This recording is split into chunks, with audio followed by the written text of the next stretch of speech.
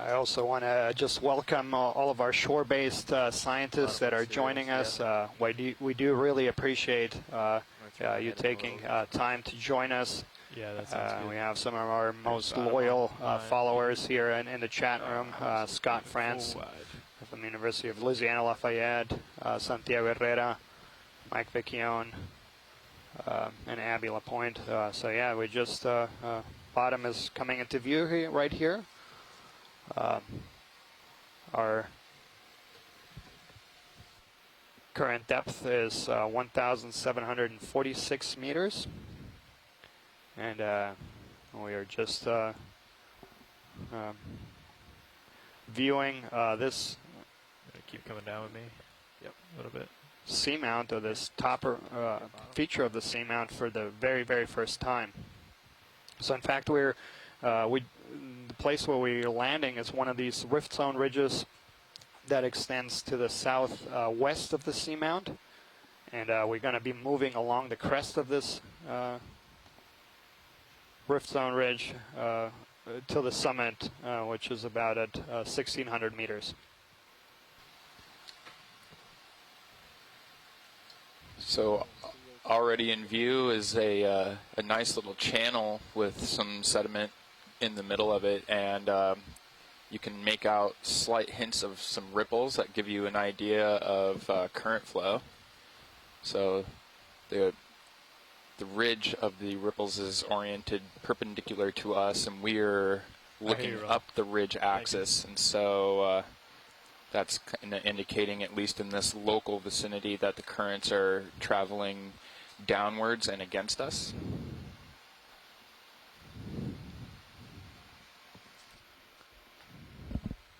Bridge, this is Nav. Yeah, thank you. Go ahead, Nav. Just letting you know, we have vehicles on the bottom. Understood. We have visual. Thank you. And yeah, it's And just to confirm the bailout plan, Bridge. We do see a few animals.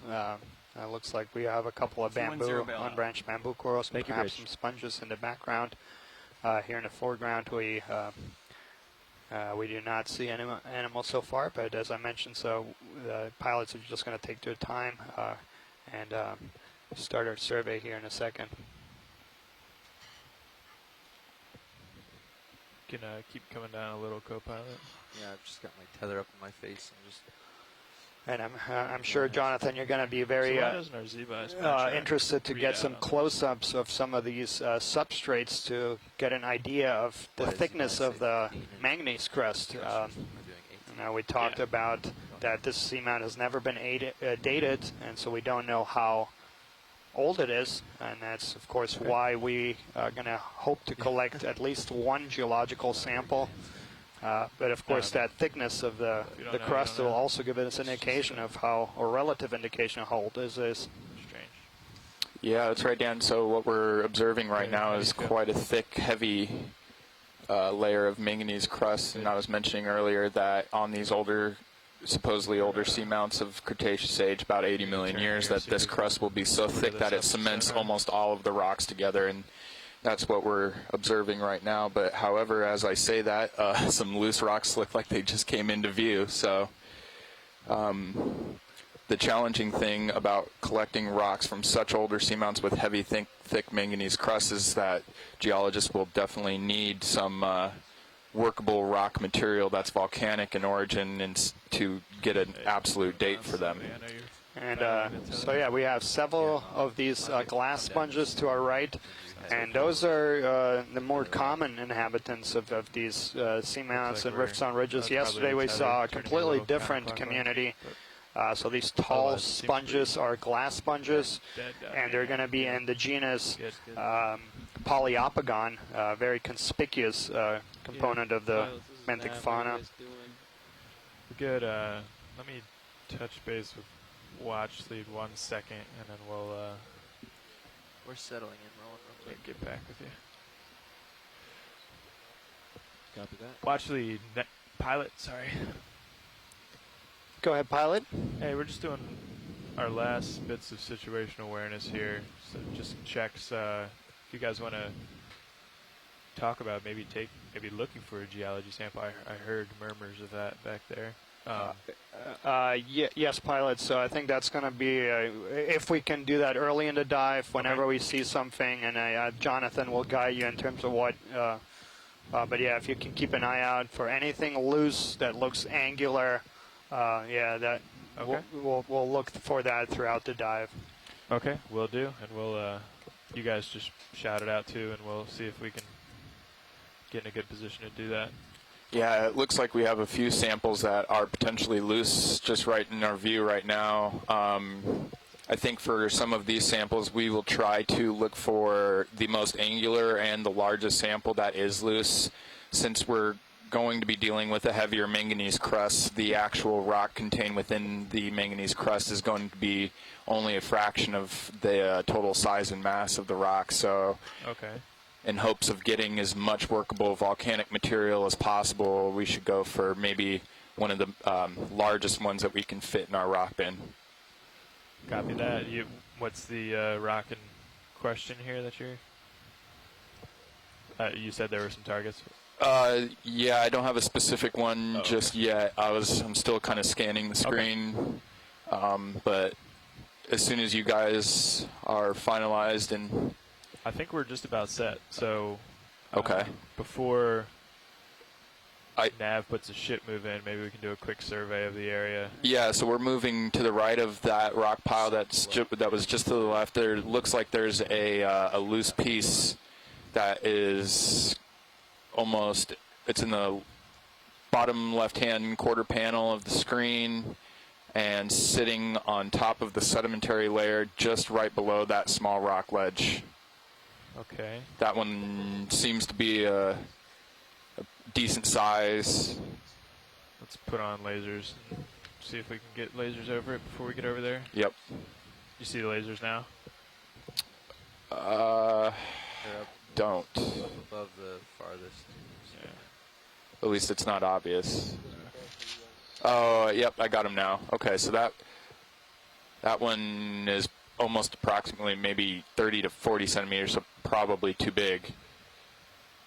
Which one were you talking about? The one dead middle here? It's kind of almost, that's to the left and below the lasers. That's sitting right next to the rock ledge ridge. That one? Yeah, exactly. Okay. So I'm guessing that's probably too large. But what do you guys think? It's on the edge, but probably on the edge, yeah. If the manganese crust is a concern, we can... So as we're looking for a rock, we can already see that there's a nice, what we call a moderate density of animals. So there's a lot of these glass sponges in the genus Poliopogon. So those are those taller ones. And we also saw a Metallogorgia, a chrysogorgid coral. You put my there also appears to be a large anemone or to the top. So this is quite promising already that we're already seeing a nice density of animals. Just trying to avoid all the bio around here. And as I'm looking at the chat room, there's been a lot of greetings in different languages, just highlighting the international nature of this kind of collaborative enterprise. So we have shore-based scientists joining us from many countries, from including Russia, Japan, Colombia, as well as several U.S. states. So yeah, welcome, aloha. Put that in the middle of your view, and then it'll be close to the manipulator. So yeah, I can. I'm just worried about that bio down there. Laying right in the sand. Avoid the bio altogether. Yeah, but my right toe is already hitting. You know. Yeah, but if you sidle left, yeah, and then come down.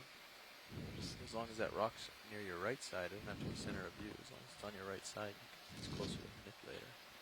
Yeah. That makes sense. You want to bring that over to the left then now? And I will take a look at that large anemone too at some point. And it's either a Ceryantherian or an anemone. It's down from here, you're saying?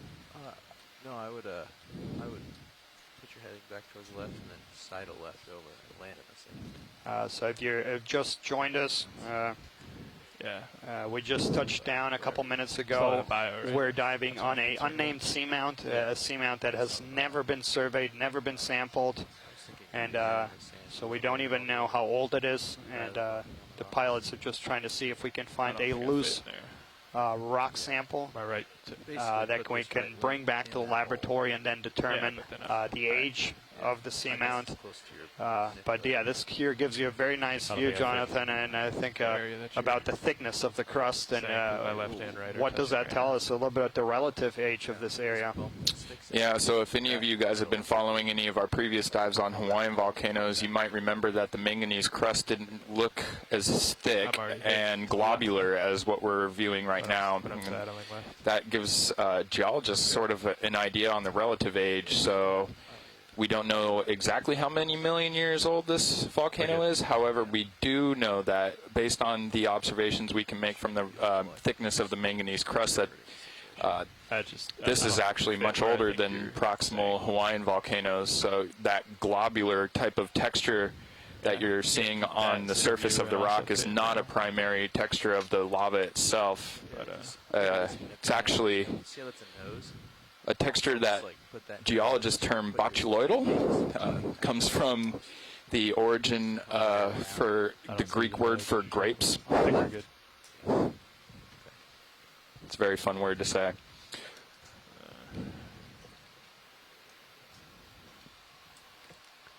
So pilots, are you guys seeing anything that is of a reasonable size and within reach?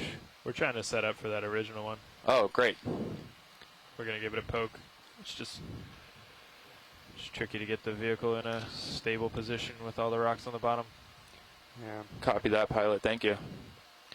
Yeah, so we're already seeing a nice kind of what are you saying, co-pilot? So abundance of animals here.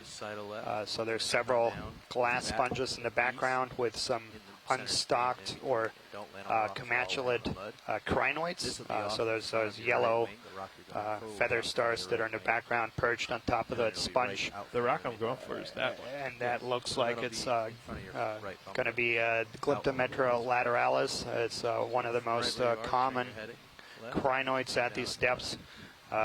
Last year we saw a few places where there are enormous aggregations of this crinoid. We also see a couple chrysogorgid corals. There's one under this rock to our left, and one that we imaged a couple minutes ago. Keep this heading right now. Looks like they're, at least the one to the right, the larger one was a Metallogorgia. Put the nose in your front view. And then see how you've got the rock centered on the vehicle right now? Yeah. Put that rock out in front of your right wing. Move the whole vehicle. Okay. Yeah. So, okay. And then facing forward rather than sideways. Okay. Or facing north. Your heading comments were confusing. So many of you are probably watching the close-up view live feed coming from D2. However, if you take a look at the video feed coming from the other ROV body, Sirius, it gives you an overhead look at the dimensionality that we're diving on. It's a beautiful view right now, kind of giving you an idea of the landscapes that we've just set down on as we try and prepare to collect this rock sample. Yeah, Jonathan, and that brings up a very good point. So it's actually a two body system. So there's two ROVs. So we have the ship that is now just over a mile away from these vehicles. So then we have Sirius tethered to the ship, to the Okeanos Explorer, and that ROV just hovers about 50 meters off the surface. And then we have the bottom ROV, the Deep Discoverer, and so it's kind of a three body team. You have the ship tethered to one, tethered to the other, and so it's a kind of a delicate dance, if you will, between these three vehicles to position. So every time we're doing moves, it takes a lot of coordination, and so we have a very talented group of individuals that kind of coordinate all this. So we have a navigator here that is in communication with the bridge, so with the captain of the ship, two pilots that pilot the two remotely operated vehicles, several videographers. So there's a big group of people that actually contribute to the imagery that you're seeing We have 46 people on the ship that in some way or other contribute to bringing you these remarkable images. Just unbelievable, the definition and the clarity of some of these images. Please don't do that now. No.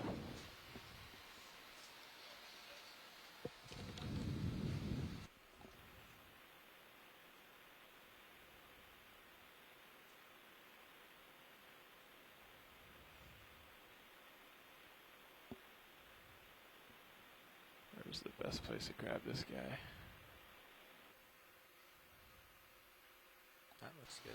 So current depth, 1,759 meters. We're gonna just, and yeah, that is very loose and very exciting. Get the coral cutters in there. Looks like the manipulator arm actually just broke off a piece of that manganese crust that I was talking about, so you can get an idea for how brittle that material actually is. It's not extremely strong on a smaller scale, and you can break it off. However, if it is cementing any of the rocks together, it's very difficult to retrieve any kind of geological sample from a cemented surface like that. That looks like quite the big boy. Wow. Can you bring my starboard in? Starboard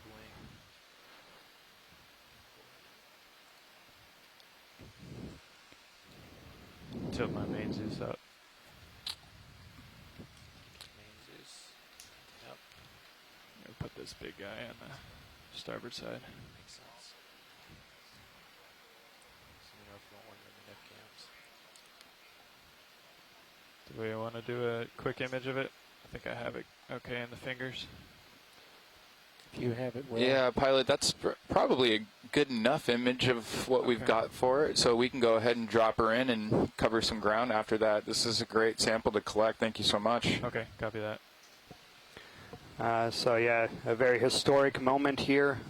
This is the very, very first time that we are not just imaging this place. So this seamount that we're diving on hadn't been mapped until 2 years ago, and so this is the first time we're actually diving on it and taking a look at how it looks, and also the first time, of course, that we're collecting a sample here, and this rock sample here is going to be invaluable to researchers who are going to investigate it in the laboratory to age the seamount. Some of the initial observations here of the substrate and the thickness of this manganese crust, so that's that black layer that you see on top of the substrate, suggests that this seamount is much older than the Hawaiian Islands and seamounts that we have in the vicinity. So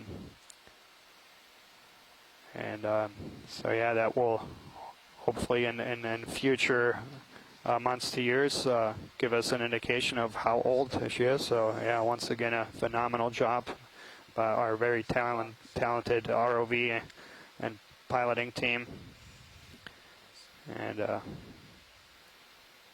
very excited that we, for the very first time, sampled this seamount.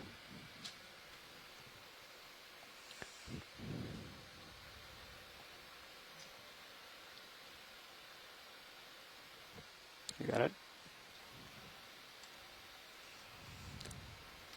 My wrist is a little there we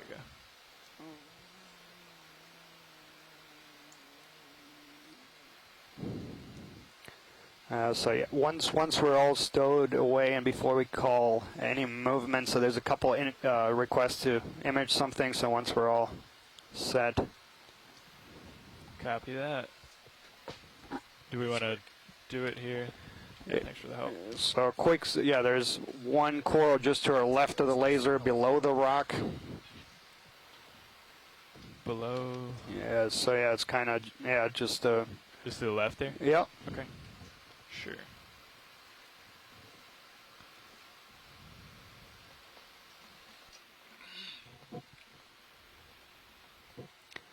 And yeah, I think there was a little discussion about whether this is well, it's definitely a chrysogorgid, but in what genus it is, and I think I agree with Asako's original, and as well as Scott's original identification. It might be a chrysogorgia. Okay, video, you want to come in?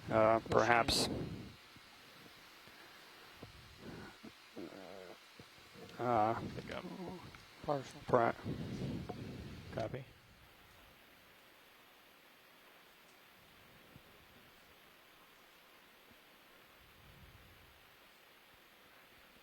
Full zoom. Copy that. Do we want to, did you fix the upper swing arms after I left them unstood yesterday? Okay, thank you. Yeah, do you want them out? No, I was just curious. So yeah, To say something earlier. it looks like what we had in our gallery as Chrysogorgia flavescens. You can tilt one down right now. So also has this kind of plume similar to what Metallogorgia has, but yeah, Yeah, look at that. That's more light the there. polyps. Yep. Sorry, I couldn't get on the same page as you. That's no, it's fine. Confused with the heading. Yeah, no. Video's good with this. Copy that. Watch lead, is this good for you on this subject? Yes, thank you. Appreciate that. Thanks, Copilot. And then there's a large kind of anemone to our right. Okay.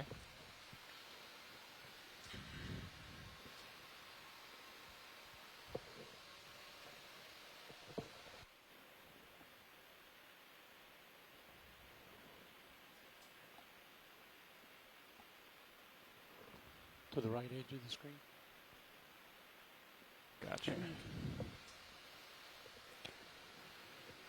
And see some of these very large sponges. Those are some of the more conspicuous of the sponges that we see at these depths. That's going to be Poliopogon species B to our right. So a lot of these we don't have to species level. Oh, there's a bump.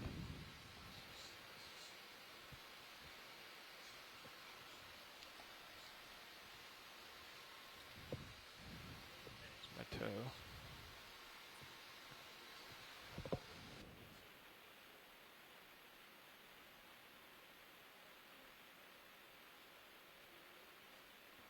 Stand by one.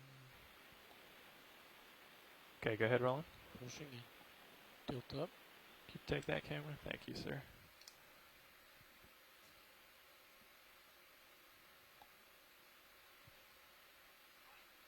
That is not an anemone. That's a tube-dwelling anemone or Ceriantherian.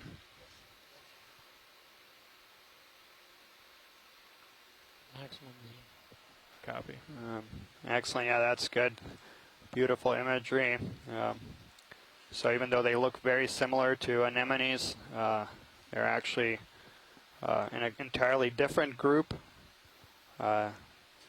These anemones form a tube, and then they have tentacles in multiple rings, and 2 rings around the oral cone or mouth there in the center. And they have different lengths of tentacles there. The very long ones to the outer are used as kind of fishing lines, if you will. They capture food with those long tentacles, and then once they capture them, they can move them towards their mouth with those smaller ones and manipulate it. Calling out for full So yeah, species. beautiful imagery. And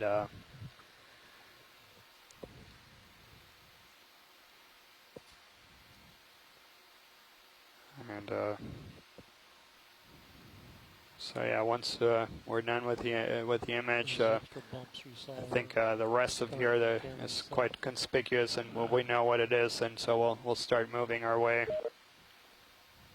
Yeah, just let me know when you're clear, video. Video's clear. Pulling out.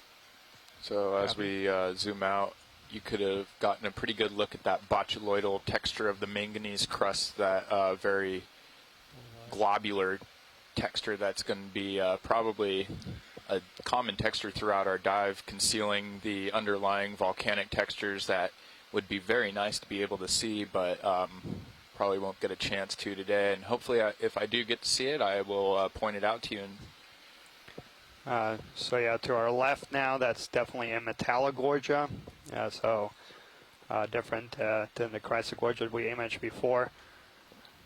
Quick image of that coral.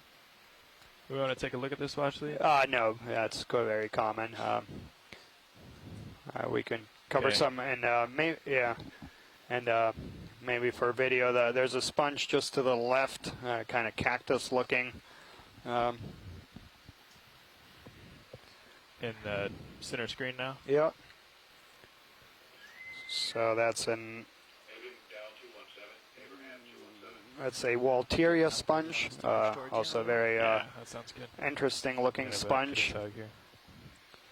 Let's do that. And that's going to be in the close to Lucardi. There's a tug. Think about a ship move. I'm thinking heading 340.2 knots, maybe 30 meters. So for those folks who might be seeing this for the first time, some of these animals look very different than what you see in shallow water reefs. Stand by one. Holding. Yeah, To center there, that's a Metallogorgia. Okay. So that's a Gorgonian coral. Trying to get the black in the background. Something like northeast. There's a few Okay, go ahead, Roland. corals that have this kind of very interesting kind of growth form with a central plume there distally. There should be lots of light on But you that. see a lot of, Stand by one. perched on top of it, we have a Astroscumata. So that's a type of commensal, so closely related to brittle stars or ophiuroids, Let's just jump back wrapped towards the around, and pilot. that's a common association that you see with these organisms. 30-meter hop. So yeah, this is definitely a Metallogorgia. Before we saw a Chrysogorgia, Chrysogorgia, so that's a different genus. Sorry about the thrusters. So for those folks who are snorkelers or divers here in Hawaii, in Hawaii, in the shallow waters, we have a very low density of diversity of corals. So we, in fact, in the soft corals, we only have a handful of species. There's only 5 species of octocorals known here from Hawaii's shallow reefs. But once you get to these depths, there's a bewildering diversity. There's Just heading up at the ridge. many different degenerate species. 30 meters, 0.2 knots on the right. There's an arm for you, Roland. You could do 40. And beautiful. Okay. Cool. All right, I'll call it in. Just came out. Thanks. Yep. All right, pilot. Bridge, this is Nav. We're going to do a move, 340. Go ahead. 2/10 a knot, 40 meters. I'd like a ship move, distance 40 meters, bearing 340. Sounds good to me. At a speed of 0.2 It's going to get knots. me out towards you so we can continue on. Okay, copy that. So That's then going to get you out. Yeah. to the right, that's going to be a glass sponge. Thank you, Bridge. That is that has several of crinoids on it. So these unstocked or comatulate That's gonna crinoids, get me out towards you. Get this those yellow tether out of our face a little bit. Yeah. feather stars on That it sounds good. is also common. Then we have this kind of prickly sponge here to the left that looks like a cactus. That's another glass sponge, and that's going to be in the genus Walteria.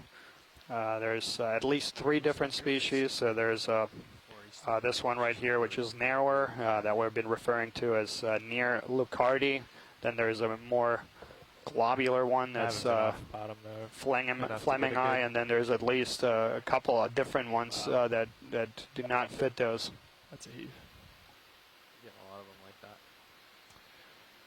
Sorry, Watchley. We're just waiting on a little bit more tether to get over there and get a good shot of your cactus-like sponge. Yeah, I mean, it doesn't. If it's going to be problematic, I know what it is. So, actually, there's a couple like corals in our foreground to our right that might be, if they're easier to get. Okay. Yeah, those unbranched.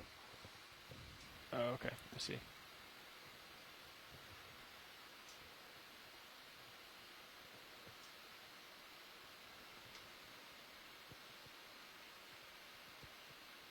not stir up too much.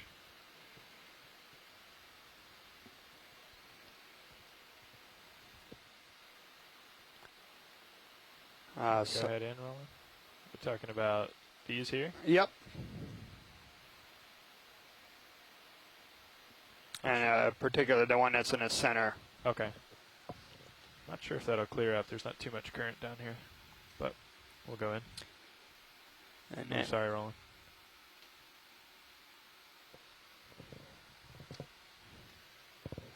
Now, Scott, I don't know if you can see this. So that's a bamboo coral, definitely. So it's a unbranched bamboo.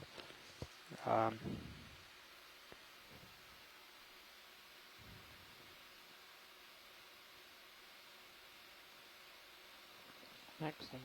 Copy. Oh, we got a little more tether now. Yeah, I sorted my heading around so that I could give you a little tether. Okay. And so I don't know if this is the lepidices. When I was on a web.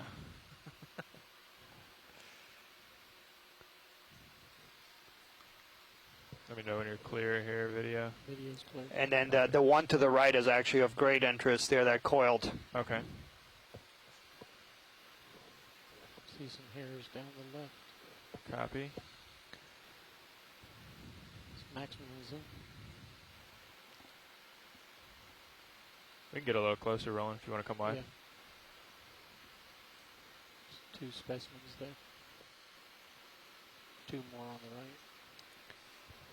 So yeah, Scott, I think that was a lepidices, or what we've been referring to as lepidices.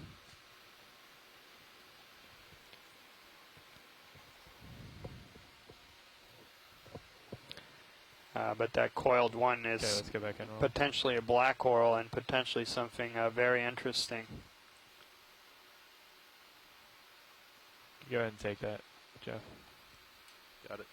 Sorry, I got to turn too. Where would you like me to go? Down. And from there, just follow video or watch lead. Yeah, so that's... So that is, yeah, definitely a hexacoral, so, and a black coral. So the 2 unbranched corals, the one that we imaged previously and this one, are in different kind of subgroups. The one to the left had polyps with 8 tentacles. These polyps have 6 tentacles, and so this makes it a hexacoral, and that's a black coral. And now you might ask yourself, why is it called a black coral if it looks green or yellow? The skeleton of these animals, it's what black. The tissues that surround the skeleton Pulling out full water. Copy. Sorry about the snow, Roland. are different colors. So yeah, that's a black coral, and currently in the genus Stichopathes.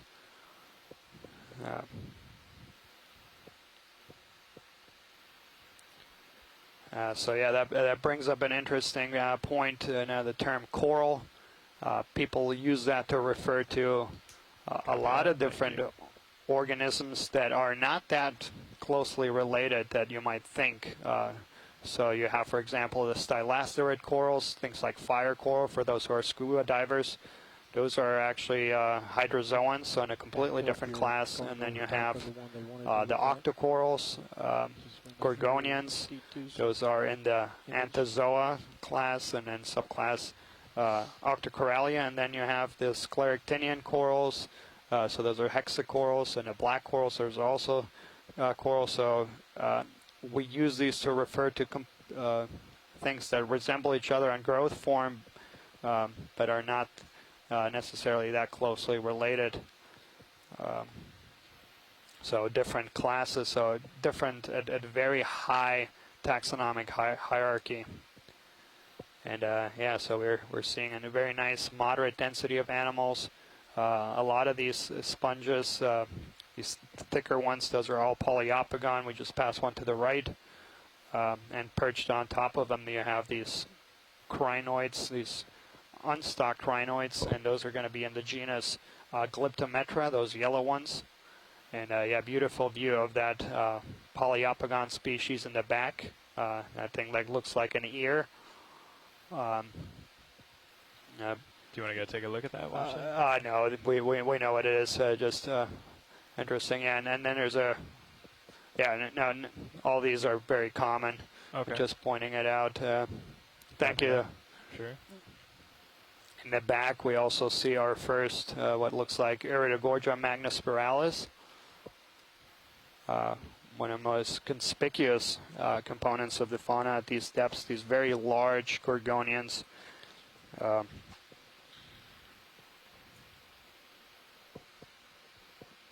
New coral on the right, on the edge. Perhaps a quick look at this unbranched coral to our left. Okay.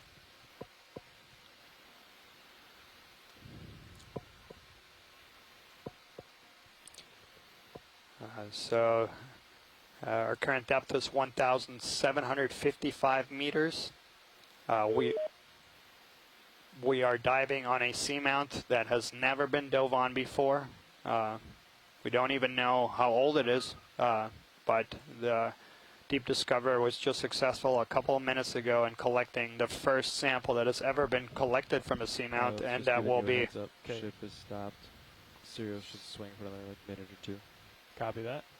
Thank you, Nav. Okay, video. You want to go ahead in?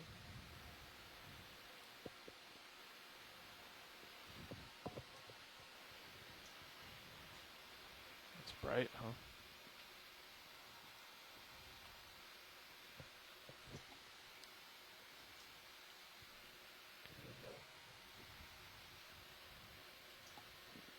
Maxim. Copy.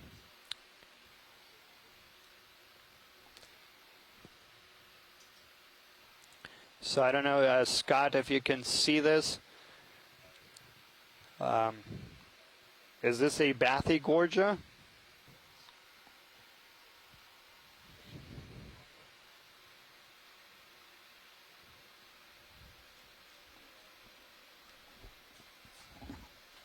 So we have two different, or at least two different genera of unbranched bamboo corals. But likely it's just a group that's currently in the process of being completely reworked. So a lot of work still to be done. Sure. Pan down. Tilting down. And so there was a question here on the chat room about those crinoids, whether they're species specific. Yes. So those yellows crinoids that appear to be quite common here, and as well as at other places with these kinds of depth ranges that we've done on before. So yeah, they're not specific to species. Yeah, in fact, you can see them on. I've seen them on Poliopogon sponges, as well as on Walteria, so different sponges. I've also seen them on corals itself. So they're basically just using these habitat-forming corals and sponges as a platform to get off the substrate. Copy. So crinoids, just as corals and sponges, are suspension feeders. So they use their arms to feed on little particles that are in the water column. And if you were to measure flow at the contact point of the substrate, it would be minimal to none. But then if you would take measurements at decreasing distances from the substrate, you would have increasing speeds in current flow. Lasers are on. And so a lot of these organisms need to get off the bottom into places where you have higher flow, and Try to get the base so they at can least. feed more efficiently. And that's kind of a common theme for a lot of these deep water organisms, is that you find them in places where you have dependable current flow. They need the current to provide them with their nutrients.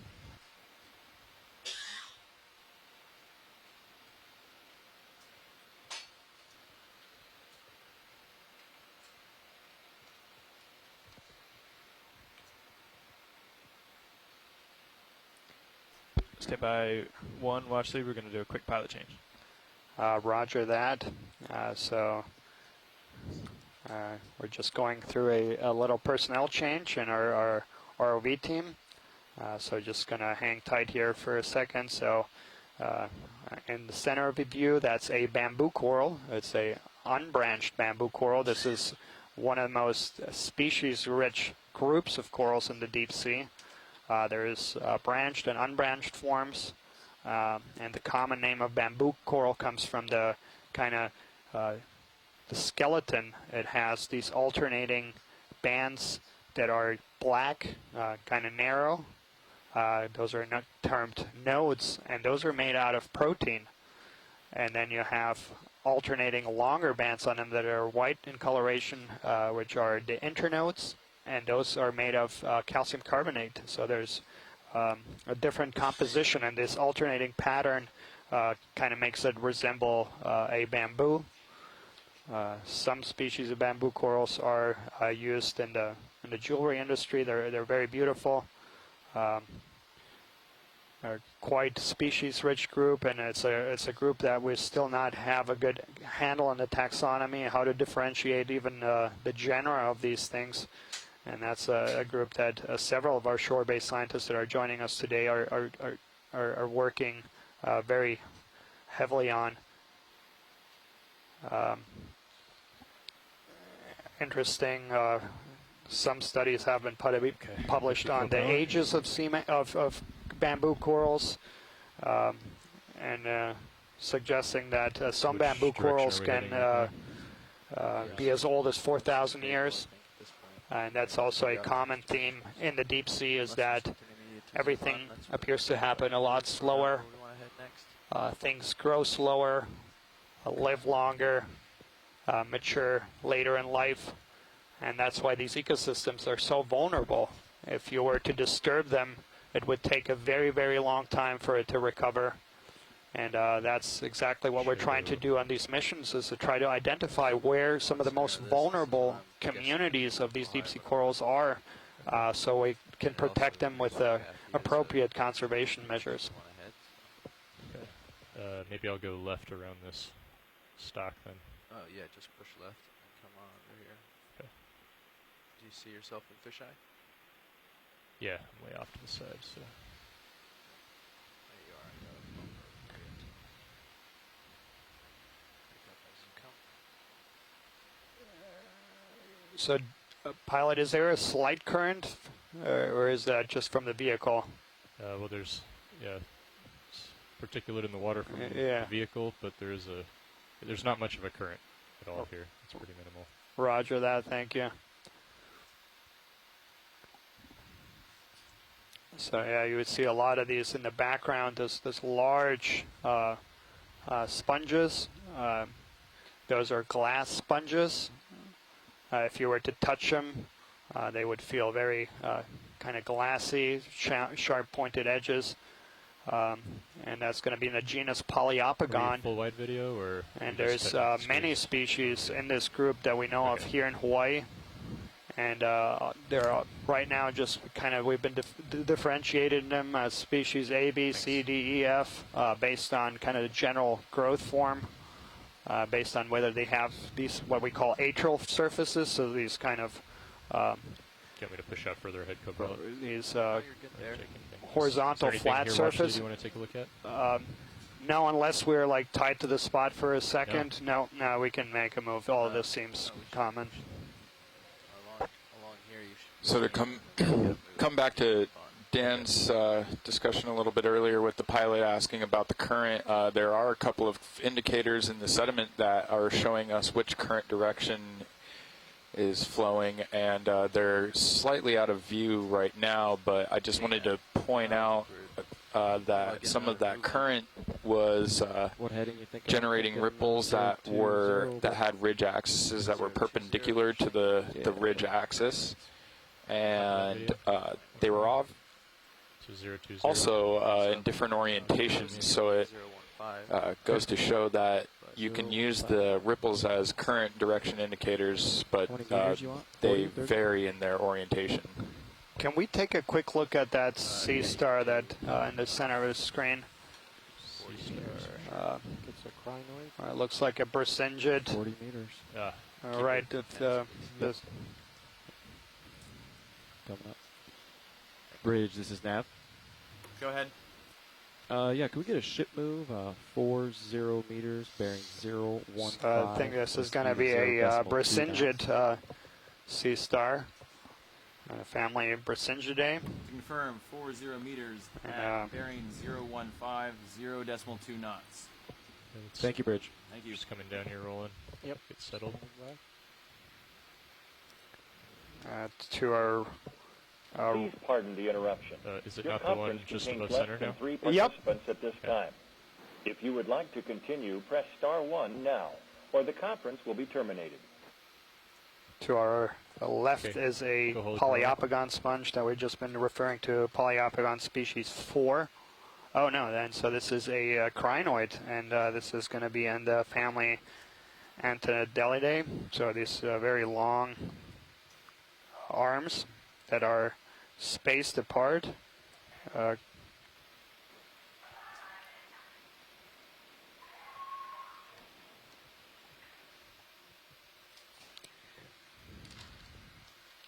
So yeah, Antennidelidae. Full specimen. All right. Please pardon the interruption. Your conference contains less than 3 participants at this time. If you would like to continue, press star 1 now, let's go full or the length. conference will be terminated. All right. Anything else you want to take a look at here? No, that's good. Thank you. And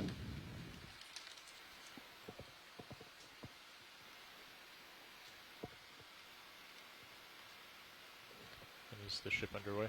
Ship's underway. Okay. 015, 210. We brighten up the main HD a bit. Thanks. Sorry, I was dealing with a conference call. No, that's fine. Oh, there's a whip on my right. Yeah, and so this is what we would refer to as moderate density. Please pardon the Our interruption. current depth is Conference contains less than 3 1,753 participants at meters. this time. So If you the would like to continue, press star 1 now, or the conference will be terminated. we are right now Follow that, off Brian? one of these ridges that goes down from the summit of the seamount, Video and switch. so we're going to be Copy.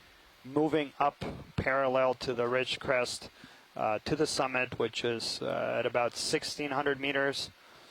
And if and when we reach it, we will then move along the summit on a kind of a flat surface that's on top of the seamount. To our right is that's our first anemone, and that's going to be a Venus flytrap anemone, and that's going to be in the family Hormathiidae, and the genus Phylactis, one of the more conspicuous anemones.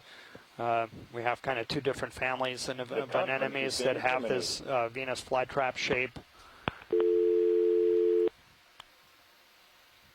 We're just waiting for a quick video change, Watchley, but is there anything in the area you want to look at, or do we want to keep moving forward? Yeah, we can move forward. Okay. So we want to continue on 020. Go pilot. 015 Or, is I'm sorry, 015. Yeah, we are about halfway through that ship move, boys. ship's still going. Okay. Trying to keep up with you here. Okay.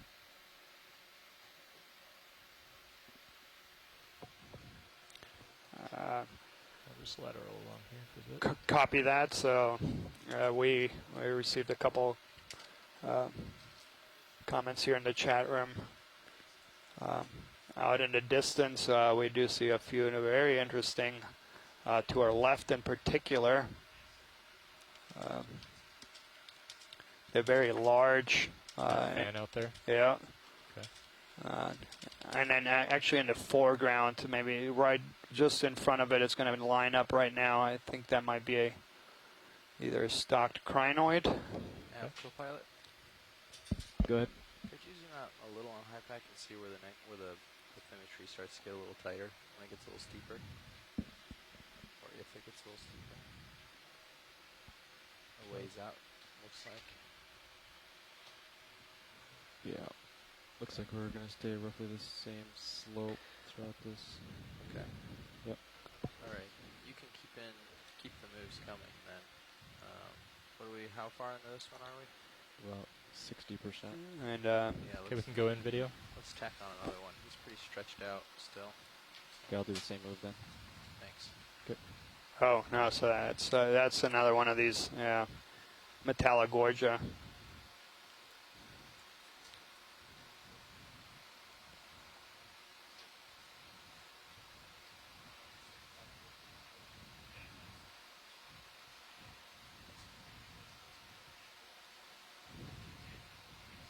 And yeah, we did image another one of these earlier. Very conspicuous kind of growth form in this coral. So I think the large, This is Dan. either sponge or coral in the background is going to be. Yeah, can we tack on an additional 40 meters to that move? 40. The substrate is very interesting. As these 015. We'll do. kind of all glued together, all one big intact piece. So for those folks who joined us on previous dives, where we see kind of more smaller rocks, and it seems less stable. And this is something that we're also investigating, is the stability of the substrate, and in particular its relation to Okay, thank you. creating habitat and Do we have enough creating. to go see that fan. Looks like we do. You do? Yep. Absolutely. Yeah, I think it's just going to be a beautiful image. So I think that's bamboo coral that we used to be calling Isidella species lyrate. But yeah, it's just remarkable when you have it like that with a black background.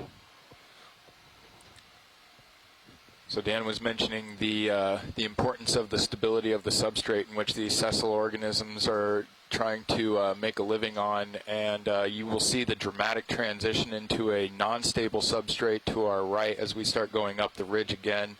If you're looking at the Sirius cam, you can see that we're on the boundary between two different types of substrate. To our right is a talus field where rocks and boulders are tumbling downhill and are not stable enough for these life forms to take hold.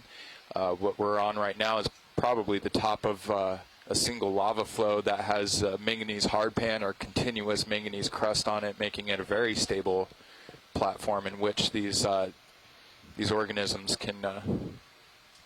Yeah, and Scott just, so this is a beautiful image. This is a bamboo coral, and this is what we originally were referring to as Isidella species lyrate. But Scott is working very heavily on this group, and I believe so. And the last name we got is that it's in the family Keratoisidae I4 clade, is what we have it in the guide. A yet to be described genus. So this is, even though it's conspicuous and very large, absolutely beautiful, characterized by this kind of candelabrum growth form.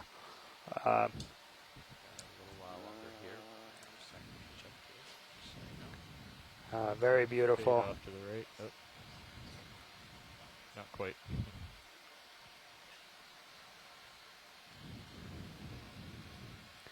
So that is yet another bamboo coral. I was talking about this group earlier. Gets this common name from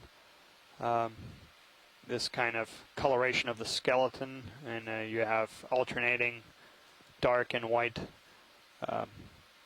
segments. And maybe we can just get, when we zoom out, quick lasers on the top of the fan. Just want to get people a feel for the size of this.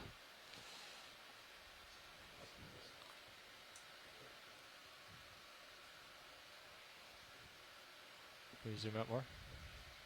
Thank you. Okay. Will that do, watch lead? Yep. Okay. All right, I'm going to come up. Let's go full wide. Okay, thank you. 5 and scoot along. Okay.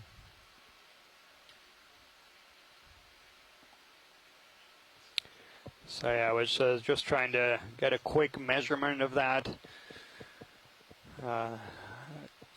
Approximately a meter and a half tall. So that's about a little less than my height. So that's a big fan. Yeah. And Nav, how are we doing on that ship move? You look at halfway through it. So you have an additional, what, 20 meters left? Okay. Yeah. We're lining up here. I think we're going to want to start heading a little bit more east Copy. on the next move. All right. What heading you thinking at? Maybe 30? so yeah, on the bottom we have another one of these crinoids. To our left, another of these glass sponges, that prickly looking thing that look like a cactus. That's the genus Walteria. That kind of large sponge in the back that looks like a pig ear. That's another glass sponge, and that's going to be in the genus Poliopogon. And for those folks who have joined us on previous dives and seen some of these sponges, how massive they get and how different they look from many of the sponges that you might see in shallow waters, that's because they're in a completely different group. So the hexactinellus or glass sponges are notorious for being conspicuous inhabitants of the deep sea. There's very few species that are found in shallow waters. But down here in the deep sea, they are the most abundant group.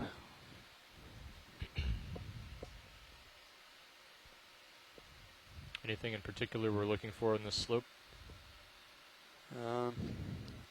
Maybe let's take that sponge to the left. We haven't really gotten a that kind of like looks like a cactus. Okay. And it has a crinoid on it. Yep.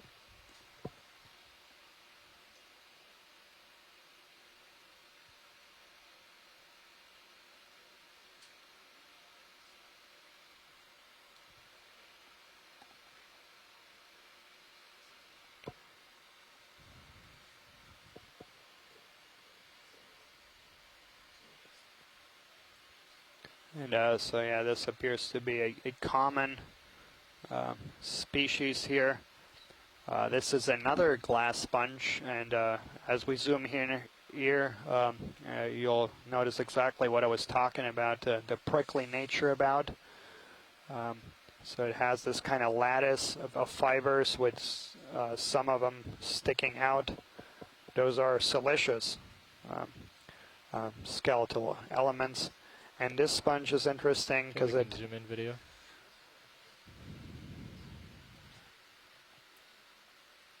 This sponge is interesting because it creates kind of a cage, if you will. So you see all those fibers kind of interconnected, and a lot of times you see, well, we see a brittle star on top of there.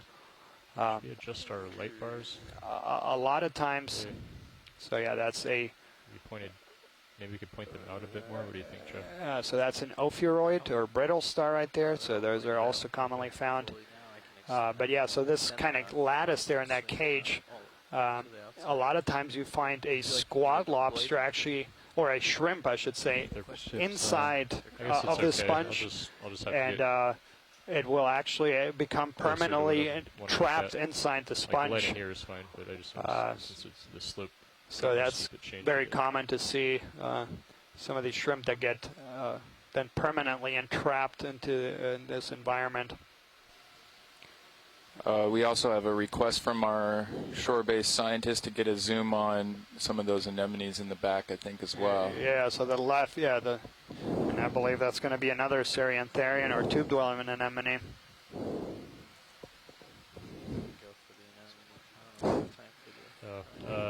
I'm sorry, watch lead. What did you want to look at? The anemone to the left bottom. Yeah. Okay. If we have time, video, we'll go for that. And I believe that's going to be another Seriantherian. Oh, I'm losing my toe. Yeah, it's tough to see from here. Bring it back We'll try to get it for you, Tina. Okay. The conference call has been reestablished. So ship is settling in, so we've just got a little bit